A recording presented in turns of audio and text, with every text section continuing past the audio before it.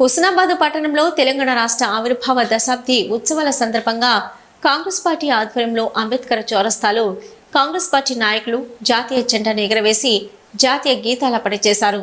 తెలంగాణ ఇచ్చిన సోనియా గాంధీకి కృతజ్ఞతలు తెలిపారు. ఈ కార్యక్రమంలో కాంగ్రెస్ పార్టీ నాయకులు, కార్యకర్తలు తదితరులు పాల్గొన్నారు.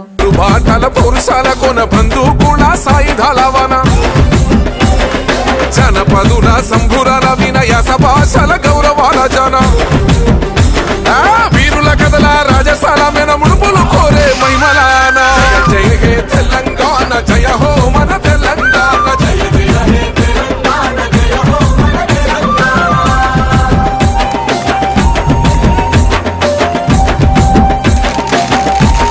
బిల్లు పెట్టి పార్లమెంట్లో మనకు తెలంగాణ ఇవ్వడం జరిగింది. ఆ బిల్లు పెట్టే దాంట్లో కూడా ఆనాటి ఎంపీ అలాంటి మన ఎమ్మెల్యే మంత్రి గారు పొన్నం ప్రభాకర్ గారు కూడా వీరోచితంగా కొట్లాడడం జరిగింది. పెప్పర్ స్ప్రే దాడికి కూడా గురి కావడం జరిగింది.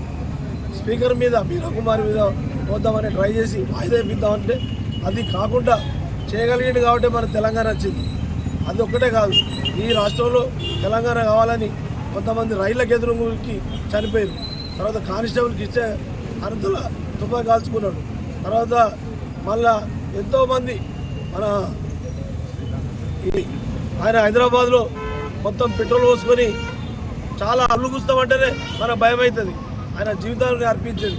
సోనియా గాంధీ గారు ఆలోచించి తెలంగాణ బిల్లు పెట్టి తెలంగాణ ఇస్తే ఆ తెలంగాణను ఉద్యమాల పేరుతోని ఏదో నాటకాలు చేసి పుల్లోట్లో తలకాయ పెట్టినా అని ఇలా వాళ్ళ బిడ్డ జైలు ఉన్నది. వాళ్ళ రేపేళ్ళలో వీళ్ళు అరెస్ట్ అయ్యే అవకాశాలు కూడా ఉన్నాయి. రోజు పేపర్లు వస్తున్నాయి. టెలిఫోన్ ట్యాపింగ్ ఉగ్రవాదుల మీద పెట్టేటువంటి టెలిఫోన్ ట్యాపింగ్ చేసి రాజ్యాంగాన్ని బాగా పట్టించింది కేసీఆర్.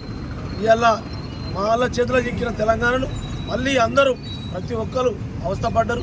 మొన్న 5-6 నెలల క్రితం మళ్ళీ కాంగ్రెస్కు అవకాశం ఇచ్చారు.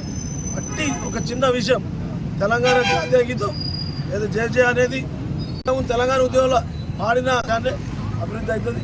అన్ని పార్టీలకు ఒక అనుబంధంగా ఉండేటువంటి కాంగ్రెస్ పార్టీ ఇది. కాంగ్రెస్ పార్టీ అంటేనే భారతదేశంలో ఉండేటువంటి అన్ని ప్రాంతాలను అభివృద్ధి చేసే పార్టీ. ఇక్కడ ఒక మెడికల్ కాలేజ్ కూడా, మెడికల్ సౌకర్యం, విద్యా సౌకర్యం, ఒక ఇతరాల ఫ్యాక్టరీ ఇది ఇక్కడ.